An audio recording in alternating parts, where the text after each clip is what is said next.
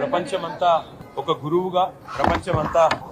ప్రజాస్వామ్య పోరాటాలకి ఒక చుక్కానిగా, ఒక దిక్సూచిగా భావించే మహానుభావుడు, భారతదేశ స్వాతంత్ర ఉద్యమానికి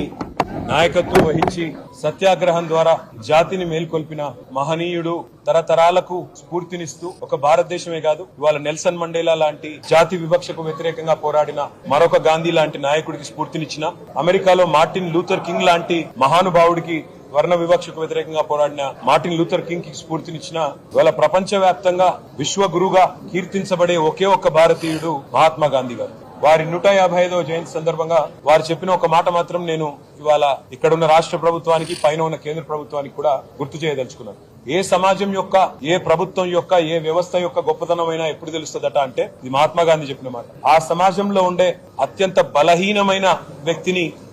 ఆ సమాజం ఎట్లా ఆదరిస్తుంది, ఆ ప్రభుత్వం ఎట్లా గౌరవ